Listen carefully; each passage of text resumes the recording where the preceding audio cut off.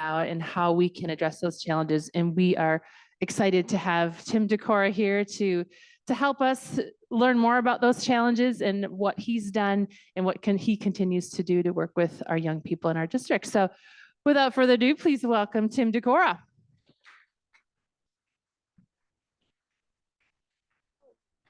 The great Tim Decorah.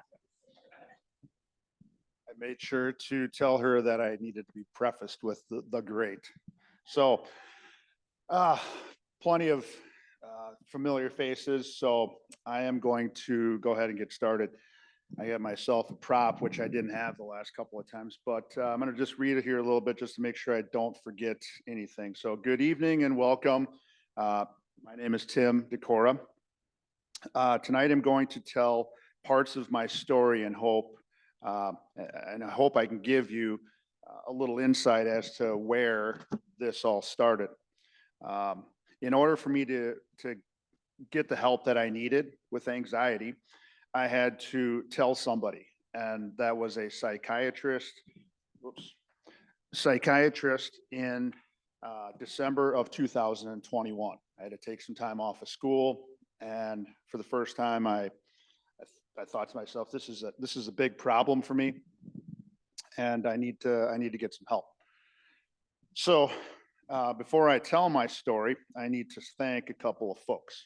The first gal back there is Michelle McGrath, and I hope I get this right. The Waunakee Community Cares Coalition. So can we give a little round of applause to Michelle back there? She used to be a colleague, more like a boss to me. She was an assistant principal, and she was awesome to work with. And we've stayed in touch over all kinds of different things. And this is one of the things that is new in my life is the speaking. I'm not new to speaking, but I'm new to this particular topic and speaking at libraries. So she's a person that has been a friend and now turned mentor friend. So I wanted to thank her. I also wanted to thank Courtney Cosgriff. She's the one who started all of this. She was or is one of the library people in charge of the adult learning. But I was told that she had a baby in the best month of the year. And that best month of the year is February. So I was hoping that maybe she had it on the 21st of February, but we will need to confirm that somehow. But in place of Courtney is back monitoring the computer and the camera is Amy Sampson. So can we give her a little round of applause back there, Amy Sampson. All right, I picked something that I thought needed to ring true about my life and something that was familiar to me, and that happened to be survive and advance. Those of you that are basketball fans or tournament fans of any kind, basically surviving is trying to win your game. Don't matter how you can do it, just win the game, whether you win by 10 points, 15 points, just win the game so you can advance to the next round. A lot of my life, 54 years old, I would say probably 53 years of my life has been spent surviving, and surviving anxiety and trying to deal with it. Within the last, I would say 14 months, I have now advanced to where I can get up here and talk to you about my story and lay it out there so that you know where it started, what happened, and what it's like now. What it's like now has been overwhelming with the number of people that have requested to have me come and speak at their libraries. I was at Dubuque, the University of Dubuque last night.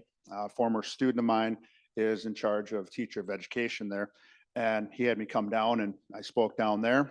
And there was also a person from UW-Platteville, where I went to college, was there on a scouting mission to find out if I can come down there next fall. And absolutely, I'll go there because that's where I went to college. And I know there's probably a couple of proud alums in the area, but UW-Platteville, and they want me to come down there next fall for something during the day and something during the night. And I said, 2 hours, really? So I'm excited to be able to do that. And at the same time, I also do, if you work somewhere that needs somebody to come in and talk, and if you think this is worth your time and my time putting this together, I would absolutely entertain that. So that's my public service announcement for myself.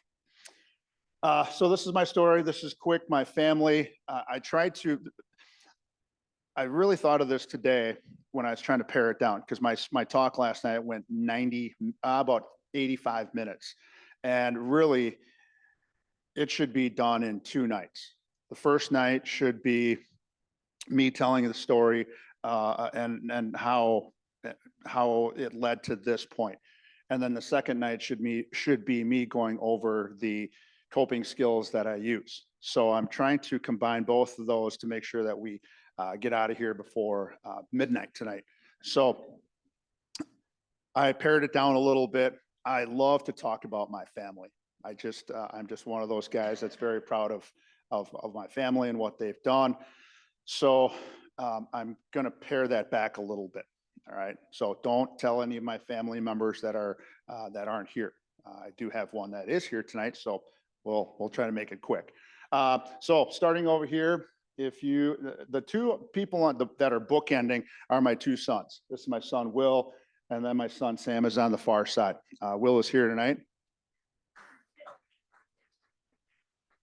So what's awesome about these 2 guys is that if I need a new knee or a new hip, I have always been, throughout my whole life, I know a guy.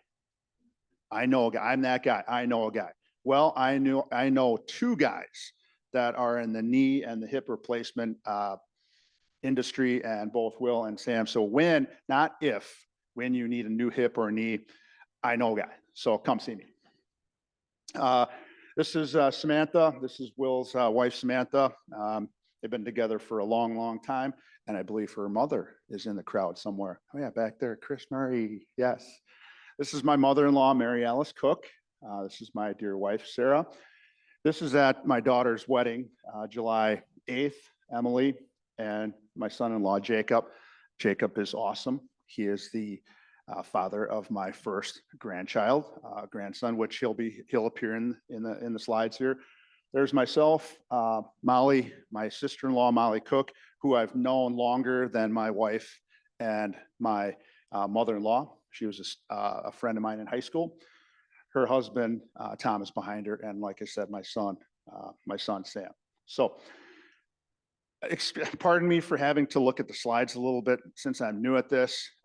I teach Phi-Ed, so I'm moving around all over the place. We don't have slides, we don't have chalkboards, so I'm a little out of my element, but I'll try to make it work. So the goal for us is to try to be done by about 7:30. So I'm gonna go as quickly as I can.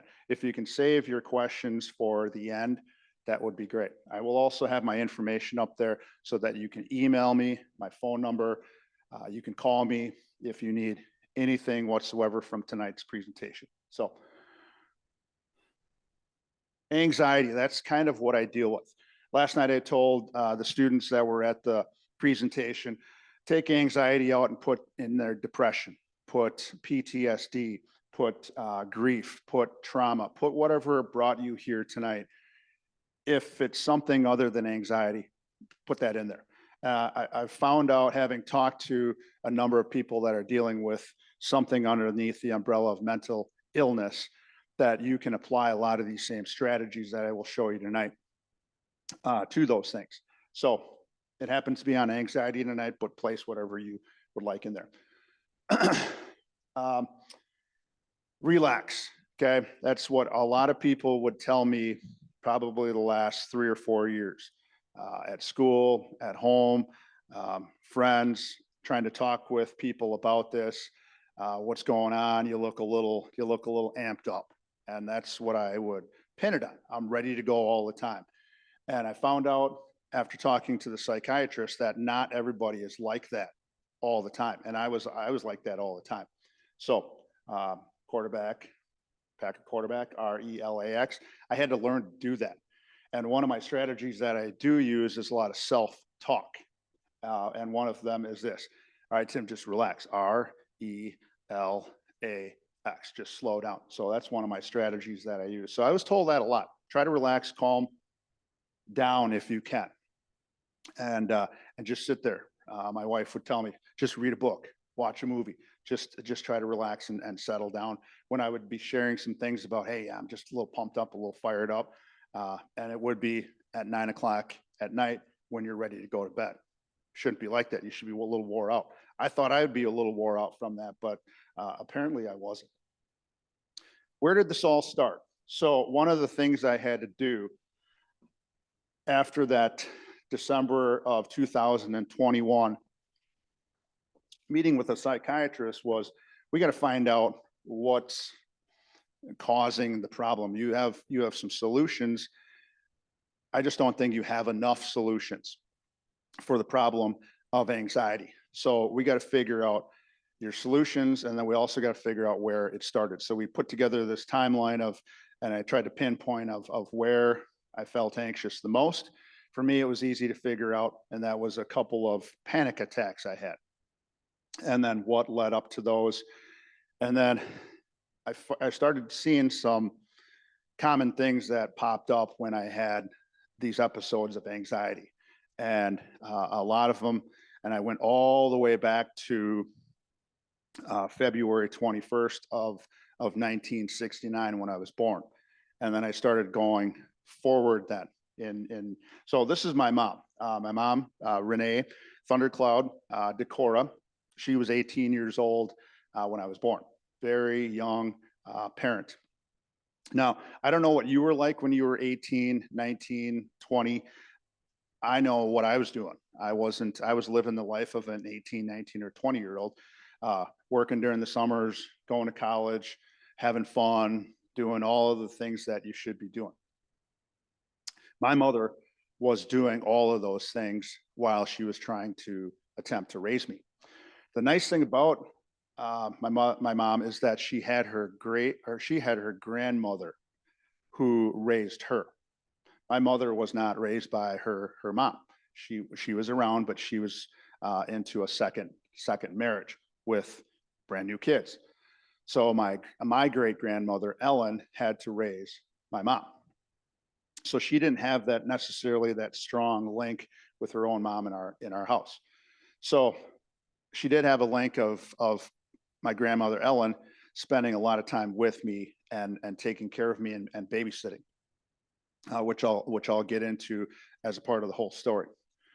But again, February of 1969, I entered the world. I'm a big chili guy, as you can tell. That's chili in my bowl. And I said to the kids at Dubuque last night, look at this guy.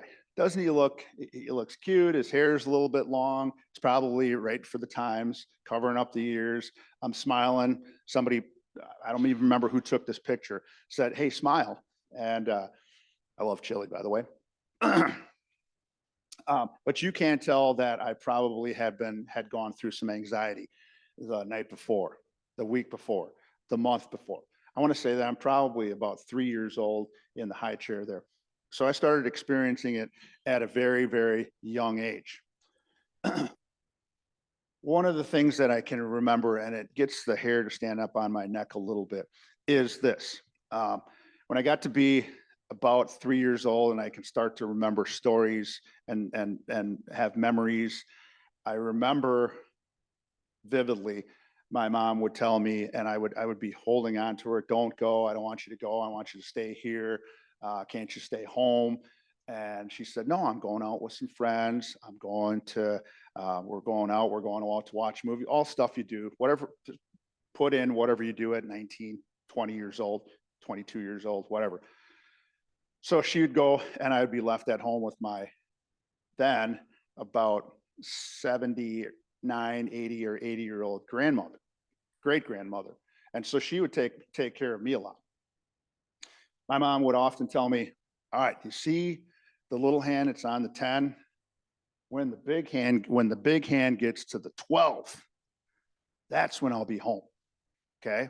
That's when I'll be home. And I can't tell you the number of times that I heard that. And I can't tell you the number of times that it actually happened. It probably happened a couple times, but it didn't happen more times than it did. I would get out of bed, hustle down, and go and put my elbows on the windowsill. And we lived in kind of a little bit of a neighborhood. There would be cars coming. I would see the lights, and all right, here she comes. Here she comes. And I would see the car drive by, and 6, 7 cars. And finally, that big hand would get to the 12. And I was optimistic. I thought, okay, she's coming home. She said she was coming home. It's my mom. And I would go past that 12 to 3 to 6. And I don't remember how many hours I would sit by that window, but I know it would be at least an hour. And then finally, I did remember her saying, all right, if I'm not home, you go and brush your teeth and put yourself to bed, which I did. It's my mom. So I went upstairs, put myself to bed, and I would hear cars on the road. I could hear them coming down the street and then going by and just praying, this has got to be the one. This is her coming home. And I would eventually fall asleep. Probably started anxiety there, probably started some insomnia, start a lot of prayer. I remember praying a lot. That's one of the things that she did teach me, was to pray. And I would pray for her to come home. And oftentimes it wouldn't be until late at night or when I was asleep. So that's kind of where it started for me. That's where I pinpointed it. Goals for tonight. My former principal, where is he? Oh yeah, there's Mr. Kirsten is here. So he always said, he asked me right before I got here, you got your goals? I got some goals tonight. Okay. So my goal is to tell my story in a shrunk down version so that you're not all here way into the evening. So I want to tell my story. I hope I make you glad that you came to hear this, because some of you may have heard about it on Facebook or talking to friends. I definitely know some of you that are here have heard it from other people. So, hey, I'm glad you came, and I hope I make you glad you attended. To show you how life has become manageable in about the last 489 days, things have been fantastic, which is why I'm sharing this gift I have been given, that was given to me, and these coping skills. And I want to share those with people that also may struggle. Or if you're here for somebody else that struggles, these are some things that you can take to them and try and use. Coping skills. One of the things I did not have is I did not really have any coping skills. Nobody sat me down and said, okay, this is what you need to do if your mom doesn't come home when the big hand gets on the 12. Here's what you can do. Here's what you can do when some of those same things crop up in the late 90s and the early 2000s. Here's what you can do. I didn't have any coping skills. The coping skills that I had were not the healthiest for me, mentally, emotionally, physically. So I had to come up with some different coping skills.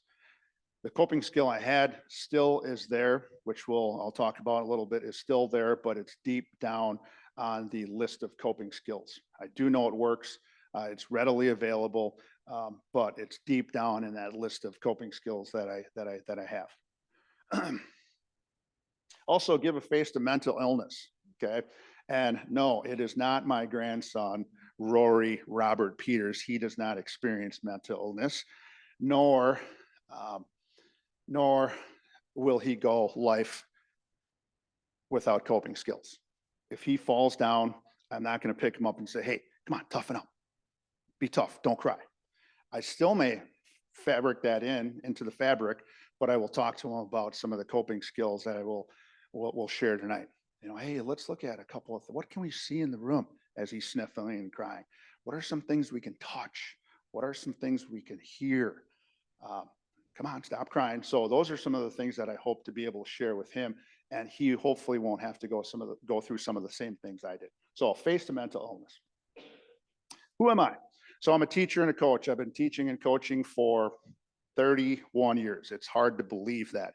And I know there are some of you in the crowd, and you're looking at me and you're probably thinking to yourself, he looks more like he's 31 than he's been teaching for 31 years. Okay.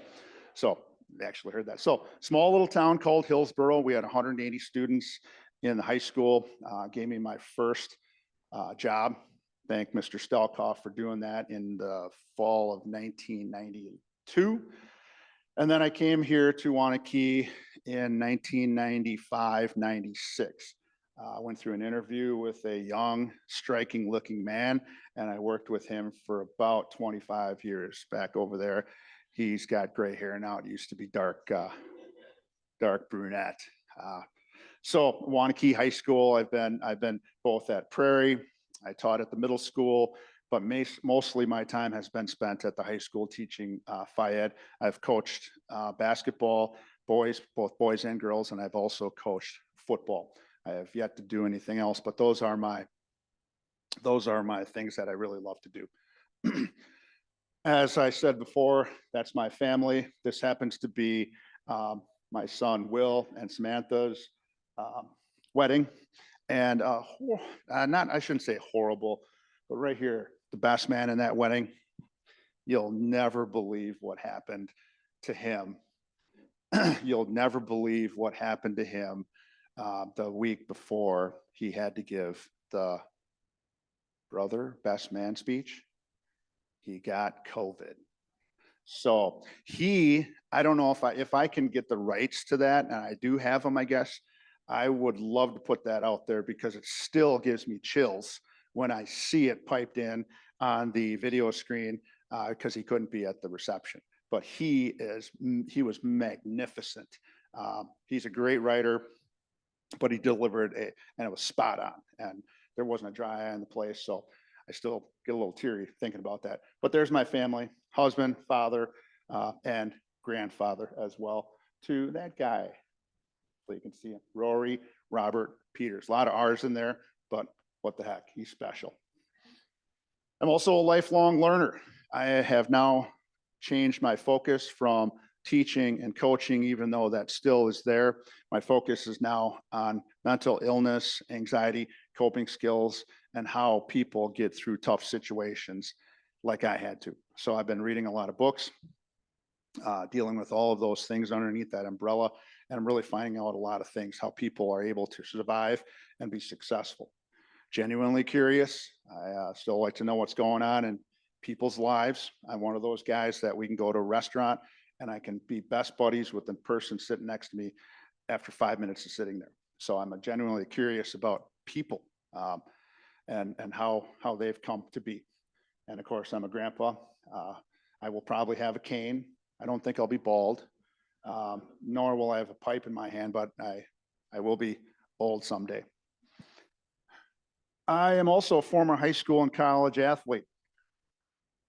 And I think I have this out there before, the academic part, because this is actually what saved probably my life and got me to this point.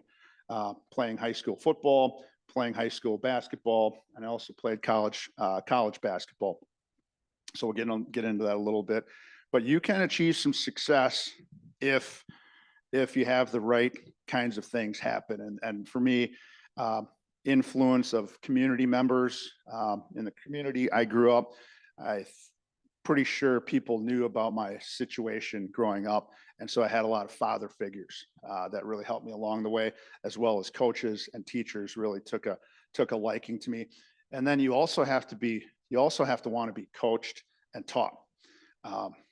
I satisfied one of those two. I love to be coached and I love teachers, but I just was not the greatest student, but I did well enough to get out of there.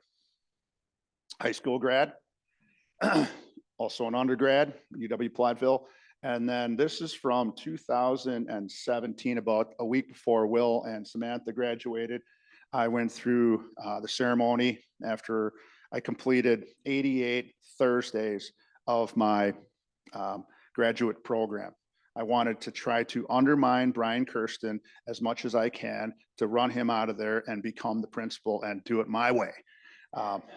But I didn't want to. The reason I didn't want to is because in order to get my diploma inside the jacket was I had to write a paper. It's called a capstone.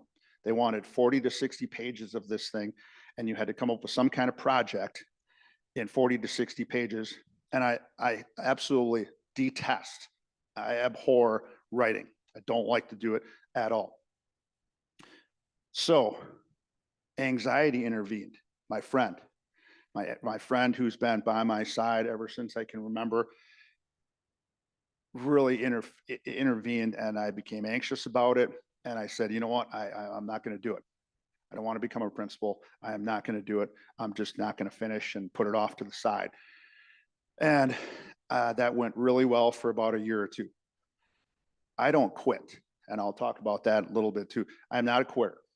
I'm pretty loyal, and it just ate at me. Also, my wife was kicking me in the rear end. Come on, you got just finish that. Just do it.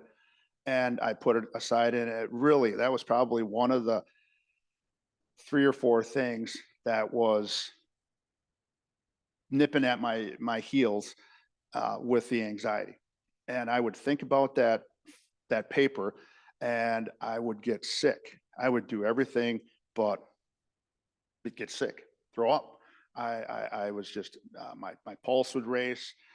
I would feel nauseous thinking about that thing. Finally, in September of 2022, a couple months ago, I called up Concordia and I said, hey, I got to finish this. Well, we're glad you called, because your 6-year window is going to close. And so I said, okay, what do I need to do? And they told me what I needed to do. And it didn't include writing a 40 to 60 page paper, by the way, in third person, not in first person, third person. So I had to give a presentation about 75 minutes on a program I'll talk about in a little bit. And I got it.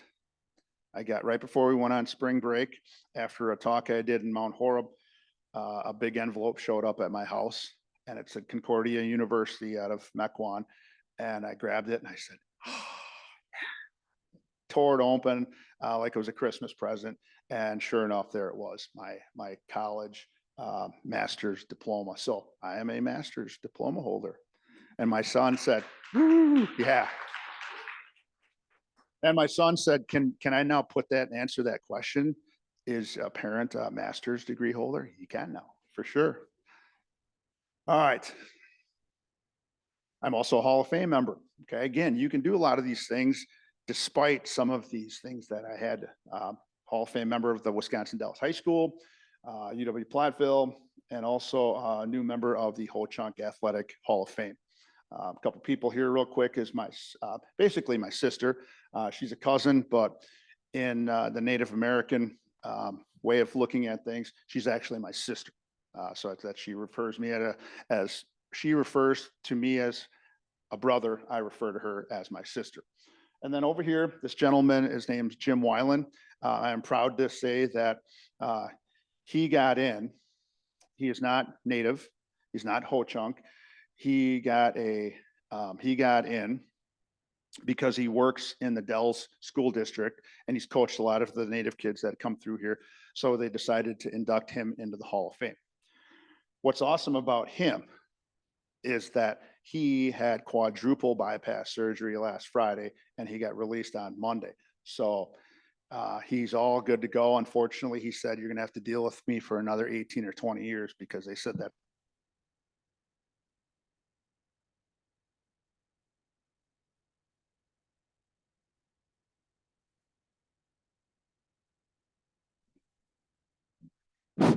Here we go. Got it. Yeah. Battery's going. All right, we got a full charge. So most recently, I suffer from something called, this is the diagnosis that I got from the psychiatrist. I suffer from GAD, generalized anxiety disorder. Really, here's the Google definition. Give them credit, cite them, but it lasts 6 months. As I said, mine lasted about 53 years. Not all the time, but it would be there, and it was present a lot of the time. I don't know that I hung on to anything longer than maybe 2-3 weeks. Certainly that paper and that getting that diploma was there for a while. That was about 5 or 6 years. So some of the stuff can stick around. Some of it goes and comes. But anytime I would think about things, anxiety. And the other thing that was in my life a lot was fear. And as I told you about that, I really feared for the safety of my mom when she wasn't home. So here are some of the symptoms that I kind of personally deal with. Whoops. I guess we'll go this way. So these are my symptoms. Racing pulse. I would often check my pulse, probably, I'm going to guess 30 or 40 times a day, always checking it, always feeling it. And in particular, it became odd checking it right before I was ready to go to bed. I should be calmed down, and it was racing all the time. It was racing all the time, constantly checking my pulse. Great advent is a smartwatch because it checks it for you. So it made life a little bit easier, a little bit tolerable. And my wife would often say, "What are you doing?" And I would, of course, hide it. I'm not checking my pulse, but she knew. Shortness of breath.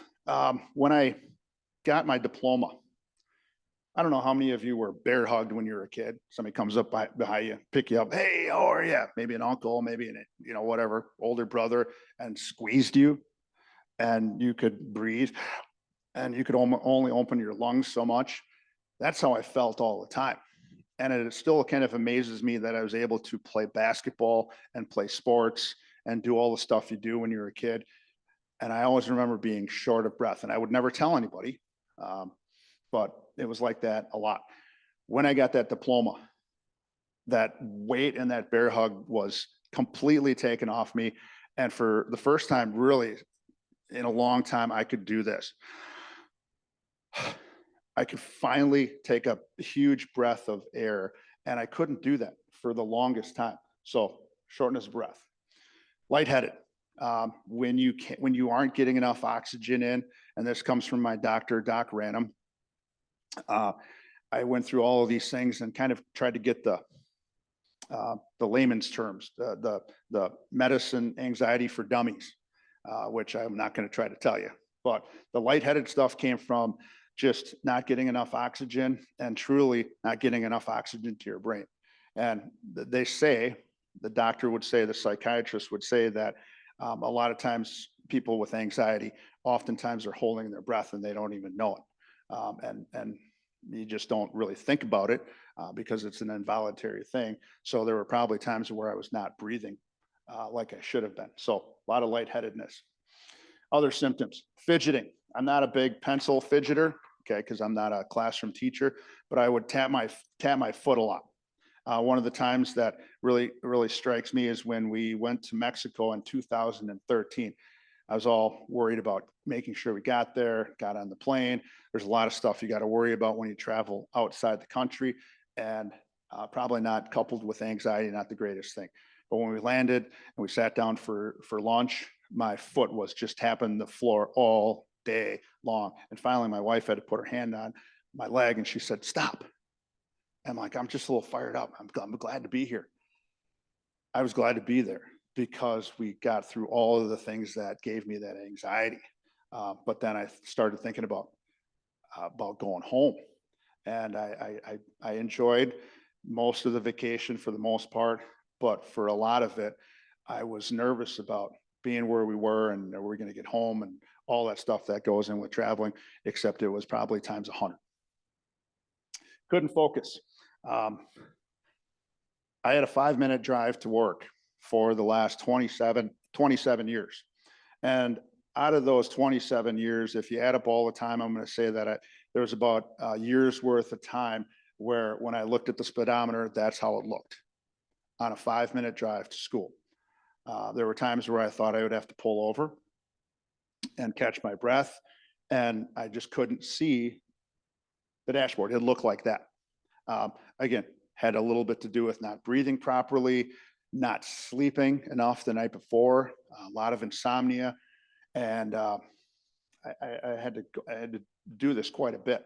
And I'm glad I only had the 5-minute drive to school. I can't imagine now, I live 25 minutes from school, how that would be, but I don't have to worry about it because I am somewhat anxiety free. So being like that, I'm glad I don't have to live like that. Isolation. One of the things I would do is I would try to isolate. One of the things I heard within the last couple of weeks is when I was in playing sports, I did everything I could to get to the top of the pile. But for most of my life, I didn't want to be on the top of the pile. I wanted to be buried underneath it somewhere, having to deal with anxiety and not wanting to answer questions, not wanting to be anywhere. I wanted to be buried underneath the pile. Getting to the top certainly helped me to where I am today, but that anxiety, dealing with that, I just didn't want to answer questions. I didn't want to be around. Definitely hated meetings. I did not like meetings whatsoever. I would reluctantly go to them because it was part of the gig. But anytime I could try to get out of them, I tried to. And I wanted to isolate. My favorite place in all of Waunakee, two favorite places: my bedroom and my office, because I was the only one there for the most part. And then I would also have to say in front of my students, because they really helped me get out of my own thinking. Other symptoms: insomnia. That's one of the things I could not, I guess I'll talk about this a little more, but I had trouble sleeping. There were times where I had to call in sick because I just didn't think I could teach. I was tired, and any of the sleep that I did get was not probably healthy sleep. I would dread going to sleep, and I would dread going to bed. And I would try to stay up as long as I could, 1 or 2 o'clock in the morning, and get really getting tired so I could sleep through the night. I'd fall asleep, and I'd be up a half an hour later for another hour and a half. Fall asleep, be up for 2 hours, and look at the clock, and all right, it's 5:30. I don't have to get up until 6:30. And I was up the whole time. So it was a struggle trying to get a good night's sleep for a long, long time. Here's something that I thought was a card that was dealt to me by my mother. Genetically, I was with high blood pressure. I had it since about the early 2000s. And that was the start of my revisit with anxiety from when I was a kid. High blood pressure, normal is 120/80. Typically mine was 140 or 150 over somewhere in the hundreds, all the time. And again, I got a cough. Dr. Random gave me one, and just kind of monitor that thing. And I'd put it on, middle of the night, wake up, middle of the night. It should be down, right? You've been sleeping. It was always up all the time. And eventually, I was up to 3 high blood pressure, high blood pressure medications when it was the toughest. And I gave up drinking alcohol in 2014 because that was one of the things that was present in my life. And I gave that up. And I went from 3 down to 2. And then Doc Random had me come in and took my blood pressure, and it was 60/40. And I had to get off of that stuff. And those numbers might not be correct, but it was really, really low. Once I did that, that helped alleviate some of the anxiety, but not completely. So it definitely helped that it was not necessarily genetic. It had to do with some of the alcohol, but alcohol led to a lot of my anxiety. So once I eliminated that, my health started to come around. But I didn't necessarily in 2014 address the anxiety. Heart attack. I did not have a heart attack. I try to take care of my body as best I can, but I did not have a heart attack. I always felt and I always dreaded or thought of, this is how I'm going to go out. I'm going to have the big one. Unfortunately, it never happened. I needed some coping skills. That's what I needed to go to in order to stave these off, and that's what I did not have. So a little crowd participation. Where are we?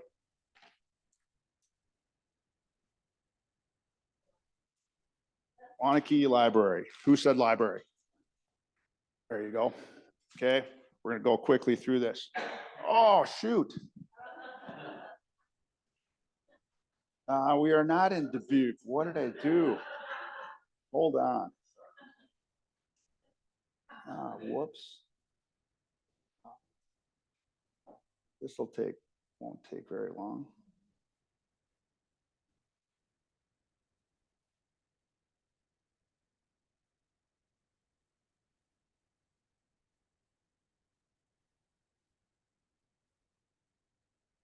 Michelle, can you help me?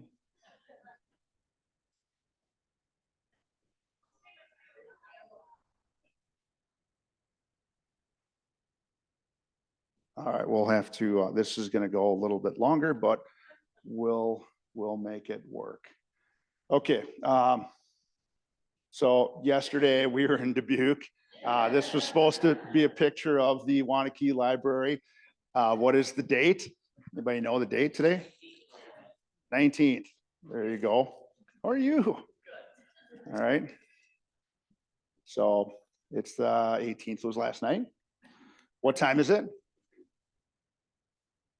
7. Who said 7:10? All right. We're a little behind, but we're going to hustle. I was at the University of Dubuque last night. Great little campus. So these were some of my triggers, and it's different for all people depending upon what started it for you. A lot of for me was neglect, loneliness. I had to deal with a lot of grief growing up. Alcoholism was part of my family. Worry, fear. I didn't have any coping skills. I had the fight or flight probably in that order. Got into a lot of little scuffles when I was a kid. You did or you didn't, and most of the time you did. Flight, run, or sometimes freeze. I really never done the freeze, but I know people do.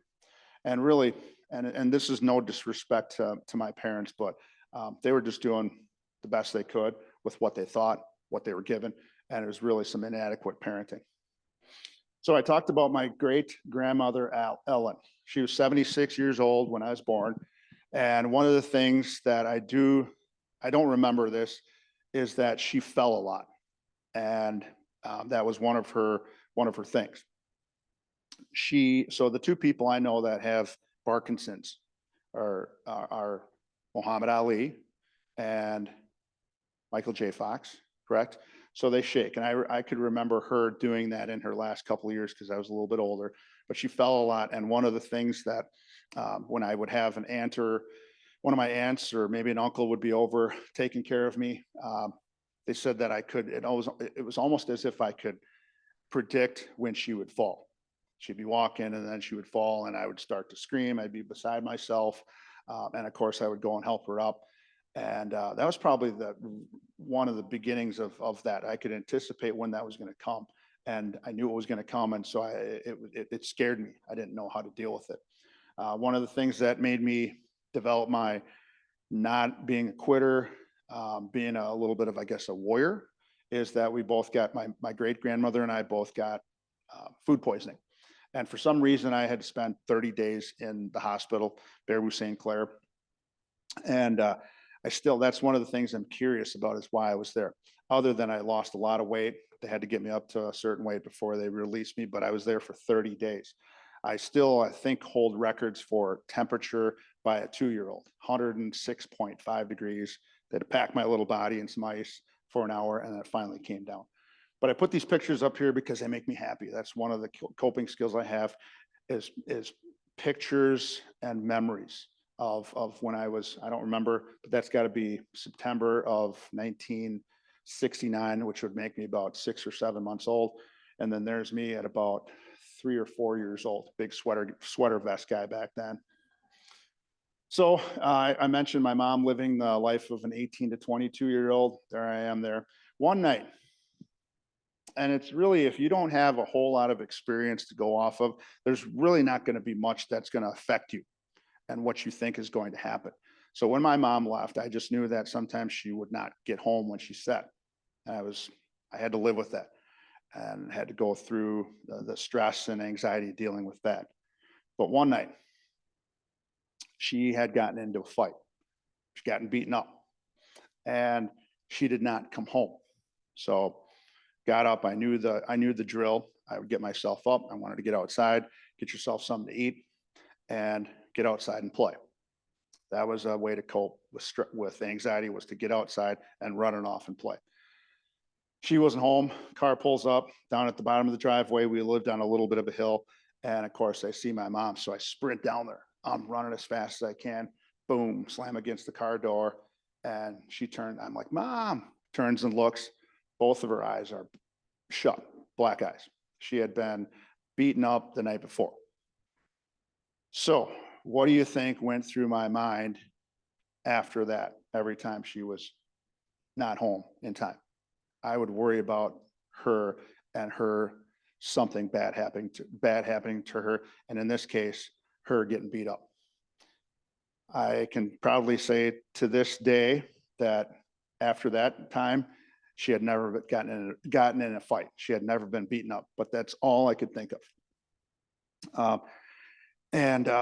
It gave me a lot of stress. It was just one more thing that got added in there. So who knows where this is? Who said that? Okay. Oh, you said that. Okay. So another coping skill is I think about memories. My wife and I grew up in Wisconsin Dells. We did not ski. I was not on top of the pyramid. We did not drive the ducks. We were not lifeguards. We sold the tickets. We put the people in the stands, my wife, and that's where we met, was working in the Dells. We're both from the Dells. Have you been here? Yes. There you go. Young fella. Okay. Been there. All right. Give me just somebody who hasn't gotten a sucker yet. Give me a memory of the Dells.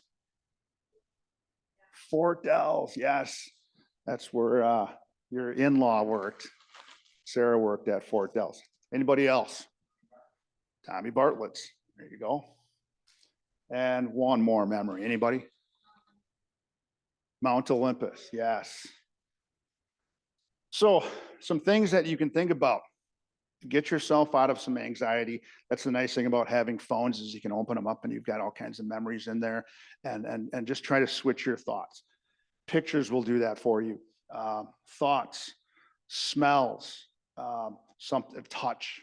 When I have a basketball in my hand, I think I'm back in the '87 state championship game, shooting free throws. I just love the feel of a basketball in my hand, and also football. I love throwing the football.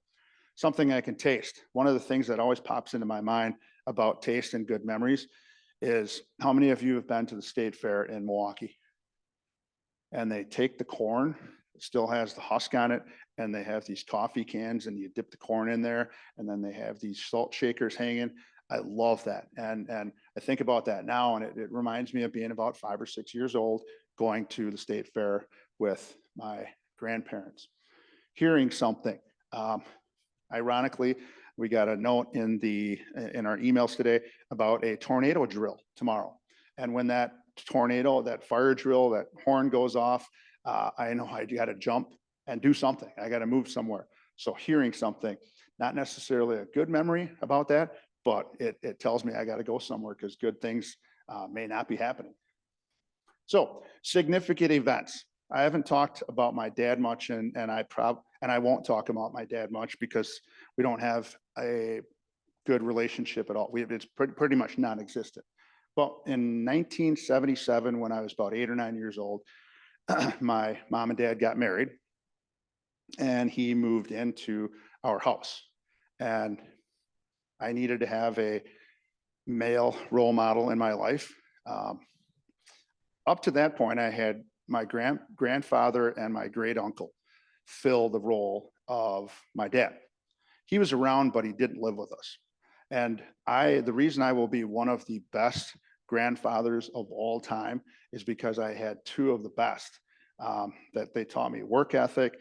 They taught me how to play pool. They taught me how to be competitive.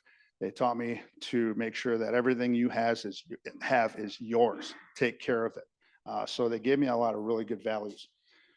Another significant event, 1977, September, my brother Troy was born, and he played a significant role in some of the things that are going to happen here shortly that have led to my anxiety. Early teens, grandfather Emerson, my mom's dad, got cancer in October of 1984. As you can see in the middle there, I spent a lot of time doing that, just outside, shooting, throwing football around, and just could not stand being inside. with, in addition to my father moving in, he also brought his alcoholism to our family. I mentioned that my mom spent a lot of time out when I was younger. She was in the early start of her alcoholism. And coupled with the two of them, that was pretty rampant in our house. So I spent a lot of time, like I said, outside of the house because I just couldn't get away from it. In December of 1984 is when my grandfather passed away. The reason I bring him up is because most of the time when I was growing up, we A, didn't have a phone, and B, we typically didn't have a car, and we lived about 7 or 8 miles out of town. My grandfather, Emerson, would pick me up after practice. I'd ride the bus to school. He'd pick me up. He made sure I had the shoes just like everybody else had on the team. He also made sure that I got picked up and taken home. When he passed away in 1984, nobody asked if I was doing okay. None of my coaches, none of my teachers, none of my parents, relatives asked me if I was okay. I just had to be tough. In the face of him passing away, I just had to be tough. And it's not a coping skill to have, because what do I need to do to be tough? I went to the coping skill that I had then, and that was sports and school and friendships. But how was I going to get home from practices if he wasn't alive? So I moved in with my Uncle Sam. My Uncle Sam lived about 4 or 5 blocks from the high school in downtown Dells. And I had to move in with my Uncle Sam's family, my Aunt Rose, and my cousin, brother, Matt. Like I said, in 1977, my brother was born. 1984, 7 years. For 7 years, I took care of him pretty consistently. I made sure that he was changed, diapers were changed, made sure he was fed maybe half the time, made sure that he got up for the school, made sure he had food in his belly, and made sure we both got on the school bus. I left him behind. And having to deal with leaving your parents and going to live with your uncle sounds great to this. I mean, then it sounded great. To me now as an adult, doesn't sound great at all. Matter of fact, they have a label for that in school, and I would have been labeled as homeless. So I was technically homeless, and then I also had to leave my brother behind. And I would constantly worry about him having to deal with my parents. Is he safe? Why don't you just call him? Remember I said we don't have a phone. So there's no cell phones. There's no way of me seeing him at all if he's okay. And it would be every couple of weeks, drive the car out there and see him and make sure he's doing okay. And he probably masked it just like I did. Yeah, I'm doing fine. This happened, all that shooting around outside. This happened in 1987. We won the state basketball championship. And that's really about all I'm going to talk about. But again, despite all of those things, if you have some goals, you can achieve some things. And one of the goals, my great uncle, Reuben, Emerson's brother, took me here because the Dells made it to state in 1978. And my uncle, Gary, was on the team. And from 78 to 1987, I went to the state tournament to watch the state tournament. And I could not wait to play there someday. And I would watch the games on TV. I said, we're going to play. I thought to myself, I didn't say it. I thought to myself, I want to play there. So if you also put your mind to it, things can happen. So I took that energy, and I don't know if you can see me down there. I'm way down in the corner shooting on 3-point arc. 3-point arc, 1987 was the last year. It didn't exist. The next year it came in. So these are the coping skills. I'm going to go over a little bit, Ms. McGrath, but we're going to hustle.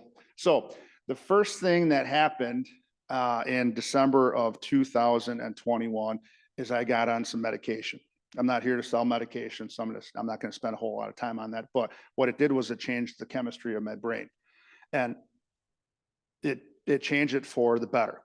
And basically my doctor said that it's going to open up passages in your brain that may not have been opened before for you to feel this or feel that when these experiences occurred. And to me, it's saved my life, along with a recovery team. So I tried the medication stuff back in 2000, late 90s, early 2000s, because I was taking care of my own kids. They were young kids. Same as I was taking care of my younger brother. They were all about the same age.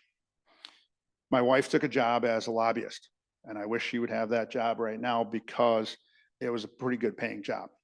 But she had to spend an awful lot of time outside the house, going to functions. And of course, I'd say, what time are you going to be home?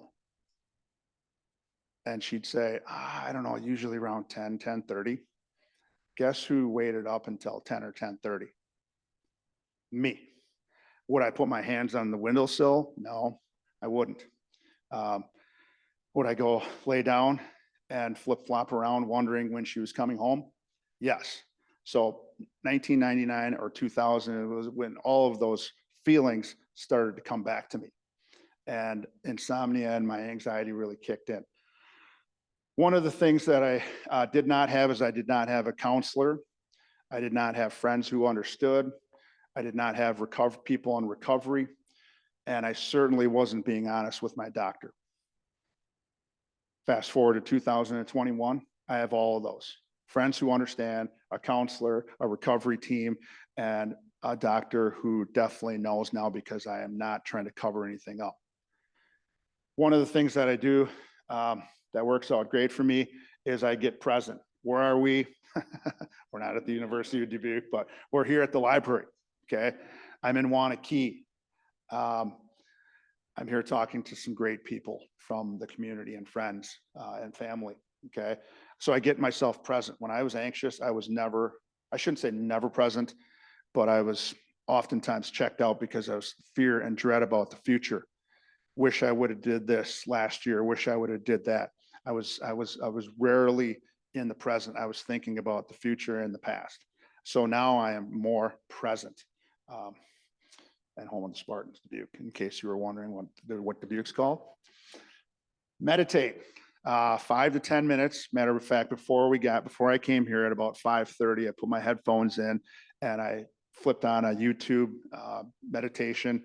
And I learned to meditate from this gal right here. Her name is Gen Kelsing Gamlan. She works at the Kadampa Meditation Center on Park Street. So one of the things that I took to my recovery with anxiety is I said, okay, I'm going to apply what I used to do for football and teaching. I'm going to go and find the best football coach or the best basketball coach and learn what they do and apply that here. Best teachers, I'm going to do the same thing. For meditation, I could only think of Buddhists, and it's meditation center in Madison. And this lady taught me how to meditate.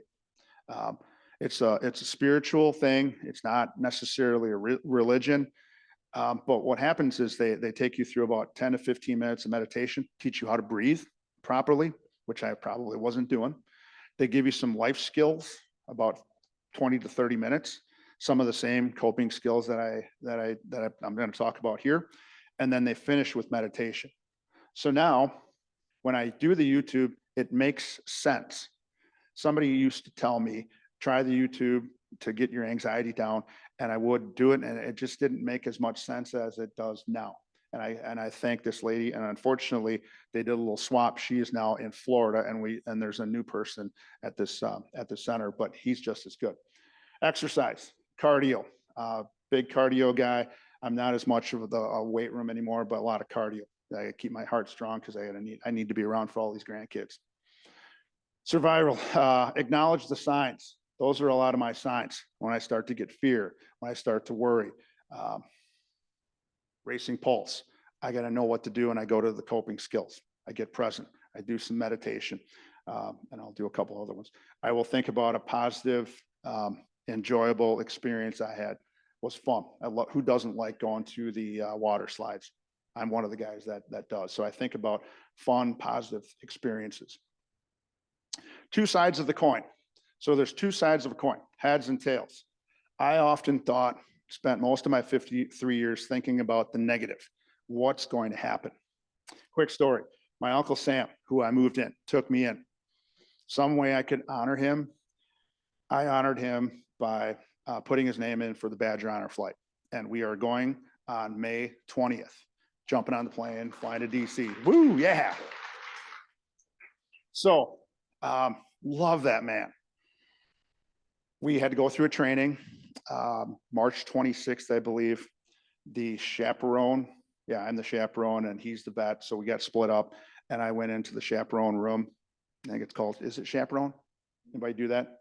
I can't remember. So I had to learn about how to open a door, how to prop the wheelchair up, how to go upstairs, how to come down, etc. And my anxiety kicked in. And I started to do a little bit of this down here. I spent a lot of time, a lot of my life listening to myself and listening to my anxiety. There's no voices in my head. I was just talking to myself. There's absolutely no way we can take it.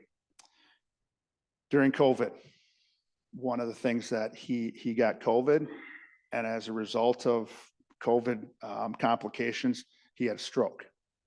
He doesn't move real well on his right side. He doesn't speak real well, but he gets around. This is a man who played softball, men's softball until he was 70. Played men's league basketball until he was in his 50s.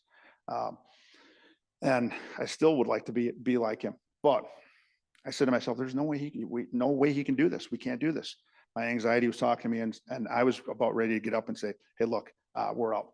I'm not doing this. That's not on him. That's on me. Took a deep breath, breathed a little bit.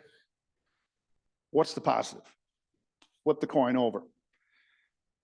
The positive is that there's going to be a doctor on the flight. They'll have wheelchairs. He can, if he's tired, he can sleep the 2 hours out. He can sleep the 2 hours back. We'll have plenty of water. We'll have plenty of food. If I can't push him, somebody else will jump in and push for me. We're just going to be busy. And I think it's going to be the best experience for him. And I think it's going to be the best experience for me and him and I to come together. And my anxiety, gone. Because I flipped the coin over and thought of the positives. So that is one of the things I do. And also, I started talking to myself. I wasn't doing it out loud, of course. I didn't want to look like an idiot. But I started talking to myself and reassuring myself that it was going to be okay. So instead of listening to myself, I started talking to myself. ODAT, AAT, 1 day at a time. And for me, getting through anxiety sometimes was 1 minute at a time. I just need to survive this minute. My heart's racing. I feel sick. I just need to get through a minute. Soon, a minute became 60 minutes. Soon, 60 minutes became a day. And I started putting the days together where it wasn't impacting my life as much. So it went from a minute to a day, to an hour, to a day. And now I can say, and I can honestly say that it's been about 489 days of essentially anxiety free. And I have not lived a better 489 days in my life. It's because of some survival and coping skills. And you also got to face your fears once in a while. I had to face my fears about getting on a plane. I used to dread flying. But sometimes you got to face your fears and look the bully in the eye, and you just might have to. You just might have to fight back. Now I have tools and skills to fight back when I didn't have them before. And Ivan Drago would beat Rocky all the time. Not anymore though. Insomnia, I talked about that a little bit. Oftentimes I was up. The sleep that I got was not healthy sleep. It certainly was enough to recharge my batteries a little bit, but it was not. Thinking about bills, thinking about yesterday, thinking about tomorrow took up a lot of my time. Find a hobby. I don't really have any hobbies, but I do like to cook. Down in the middle there is my son-in-law Jacob and my other son Sam. This is a great place just outside of Poinette called Hookers. You can go up there and grill your own. Who's been to Hookers before? Anybody here? That's good stuff. Okay. Cook. I love cooking. Oops.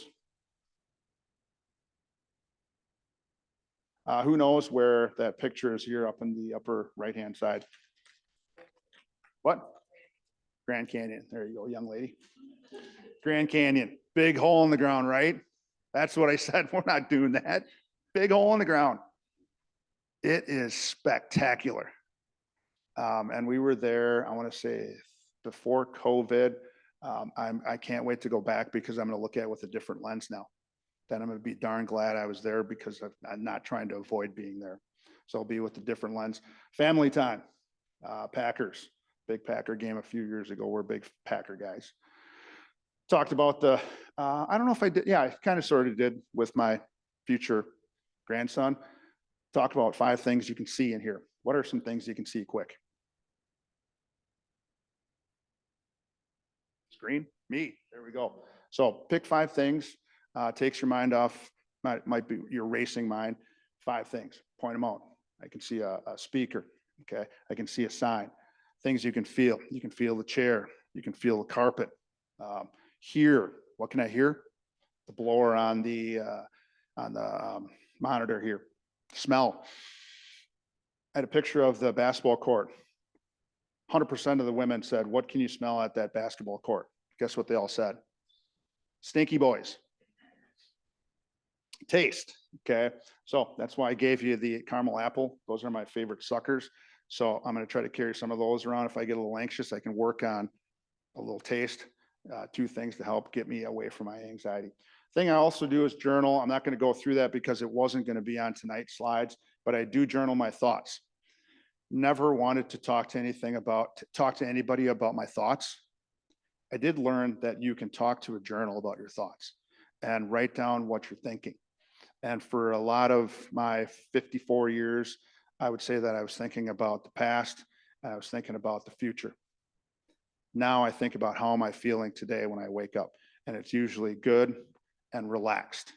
And tonight I'm going to write down good and happy because I got to spend an hour and a half with some fine people from Waunakee.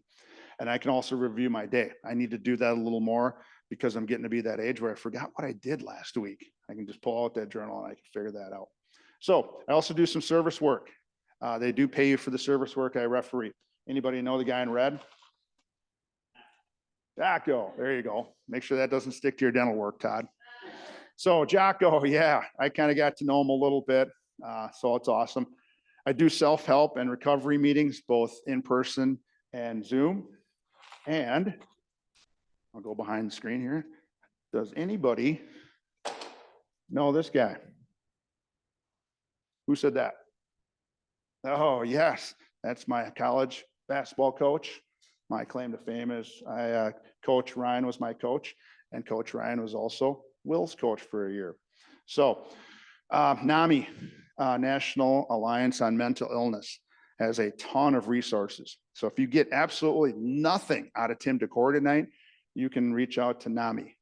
They have a lot of resources to cover that big mental illness umbrella underneath there. Different anonymous groups, Eating Anonymous, Narcotics Anonymous, Alcoholics Anonymous, Al-Anon. I've been to all of them and I've stolen things from them to try to help me deal with what I'm going through, and then certainly counseling.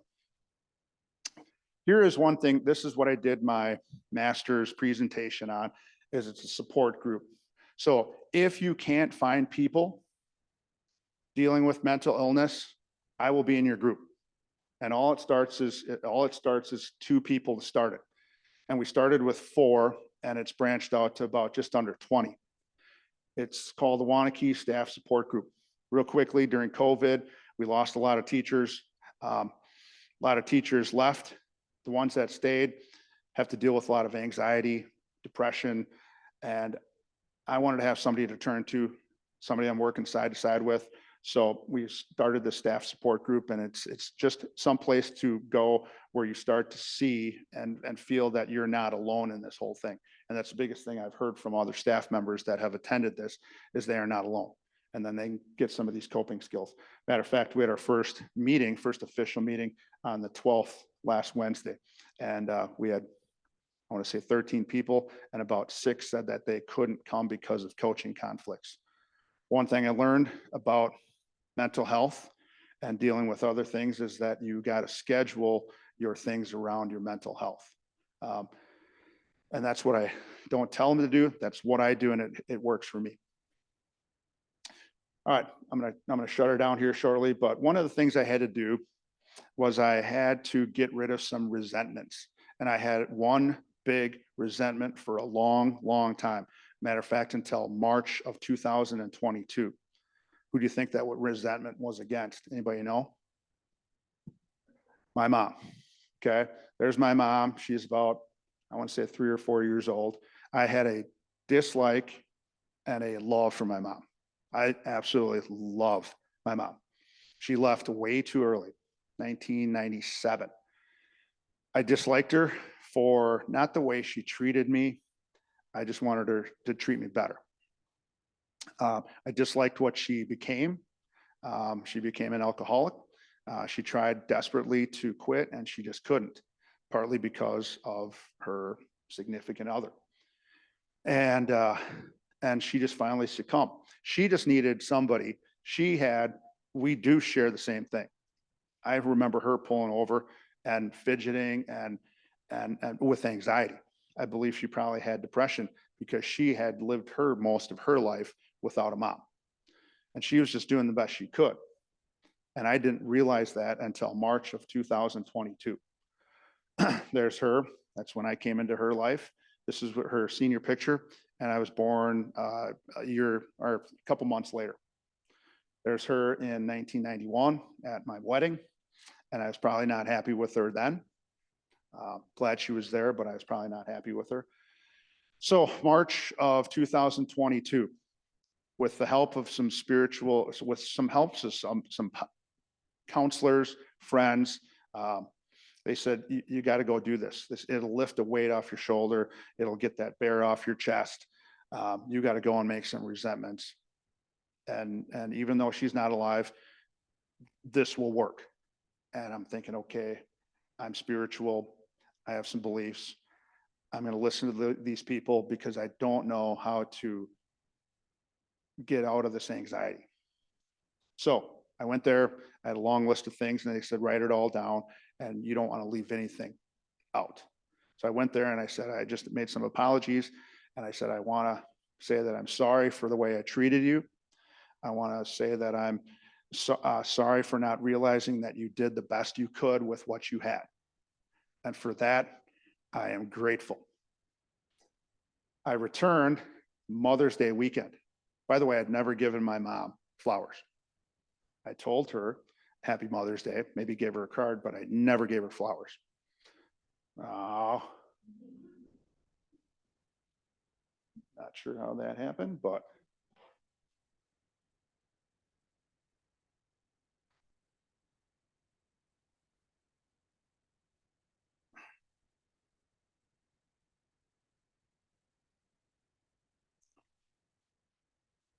so I ended up going back on Mother's Day weekend and I dropped this crystal, whatever, ball and it had a flower in it. I said, Happy Mother's Day, Mom.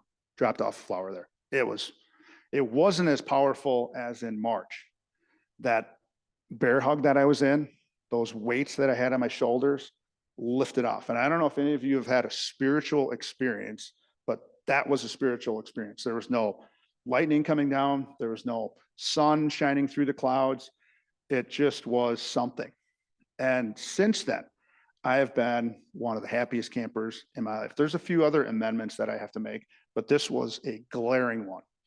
And when I did this, and I would recommend that if you can do it with someone who's passed away, someone who's still alive, the anxiety in me says, I wish I would have did this earlier. I wish I would have did this when she was alive. And I think to myself, would she still be alive? Maybe. But all she needed was a little love and a little hug, and I just wasn't there for her. But I think she was there for me, and she took that bear hug off me and those weights off my shoulder, and I have not felt better in a long time.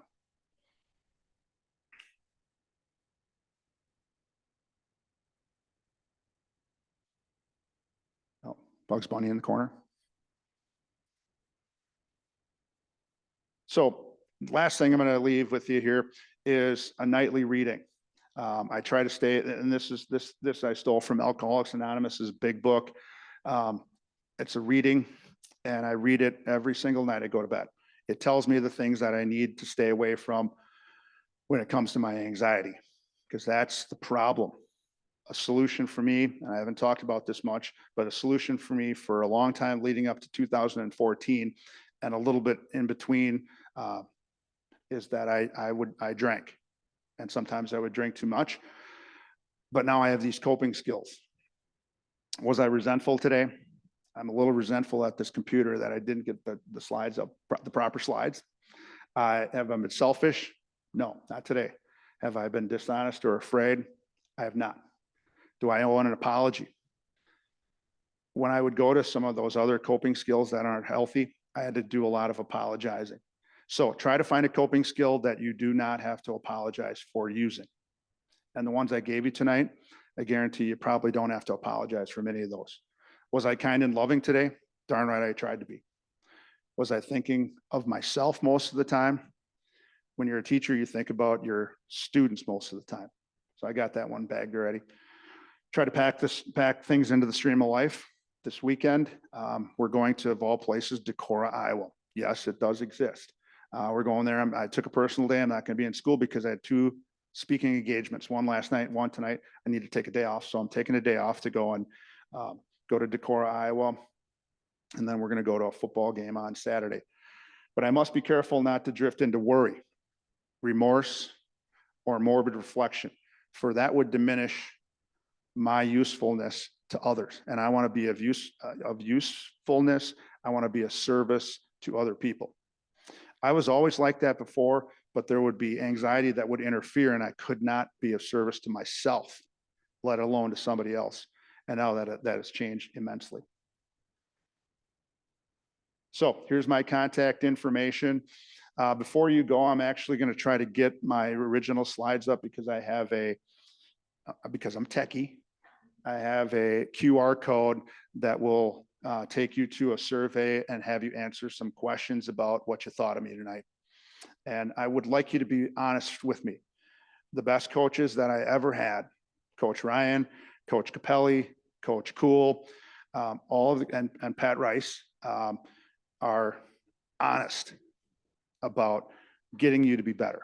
And so if you can be honest about what I did tonight, that was good, what you took away, constructive criticisms, put it on there. You're not going to hurt my feelings. If anything, you're going to make me better. And that's what I want.